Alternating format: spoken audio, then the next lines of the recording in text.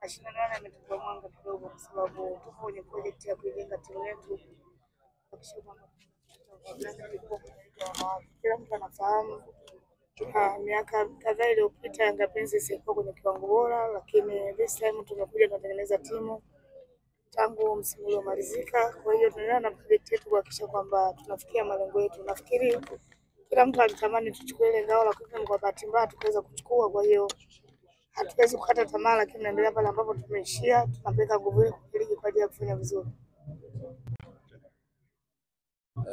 Kuna tuambie namna ambavyo kikosi chako namna ambavyo umekiandaa kwenye msimu kwenye ngao ya jamii kimeonekana kucheza mchezo mzuri sana na mchezo wa kuvutia.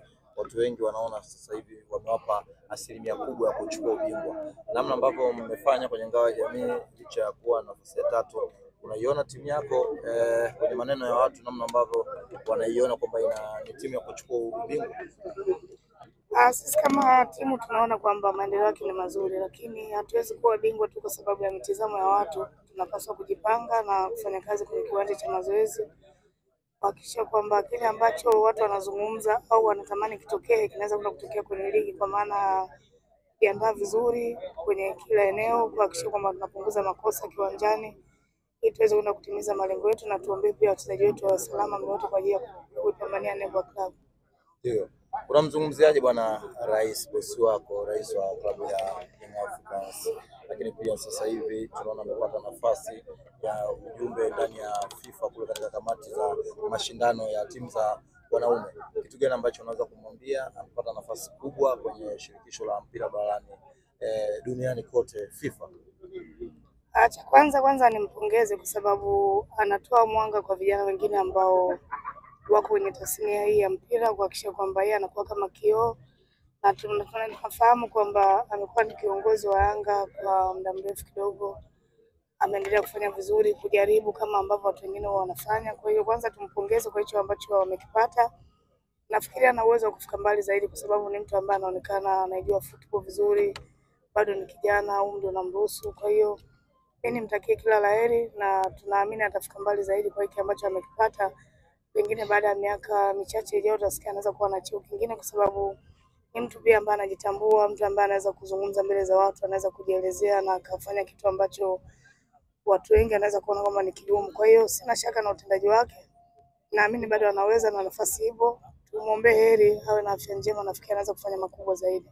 Ndio, tupe moment ambayo ni mtu ambaye unafanya naye kazi. Moment ambayo kuna kipindi uliwahi kwenda kufundisha timu za wanaume na uliwahi kuandika sehemu, ni mtu ambaye alionekana kuamini katika uwezo wako na kuweza kukupa nafasi hiyo. Tupo moment nyingine ambayo unaikumbuka kama rais wako? Kitu pekee ambacho naweza kusema na ilikuwa ni jambo zuri na jambo la historia kwangu ni yeye kunipa nafasi kwenda kufanya kazi kwenye timu ya wanaume. Ilikuwa ni kitu kikubwa kwangu mimi na nimshukuru. Wote siku zote nimekuwa nikisema kwamba niliandika sehemu kwamba huyu ni kijana ambaye alitimiza ndoto za kijana mwenzie. Kwa hiyo nafikiri uwepo wake Yanga kunipa nafasi kama ile kwangu mimi ni historia na kitu kikubwa sana ambacho siwezi kukisahau, na nafikiri ndio kitu ambacho mwenyewe, kwa sababu nilienda kuomba na akaniahidi kwamba angefanya hivyo. Kwa hiyo ni mtu ambaye mara nyingi akiahidi kitu anafanya. Lakini nizungumze tu kwamba Engineer ni mtu ambaye ana mapenzi na watu wengi, anazungumza nao vizuri, marafiki wengi, lakini kiongozi ambaye anapenda watu wanaofanya kazi. Yaani kama ufanye kazi vizuri, basi hawezi kuwa rafiki yako na hawezi kufeva kwa chochote, kwa sababu yeye ni rais wa klabu. Anaamini kwamba kuwasimamia watu vizuri ni kuwasimamia tuweze kufanya kazi yake vizuri, kwa sababu jambo lolote zuri au baya kwenye klabu linaenda kumgusa moja kwa moja.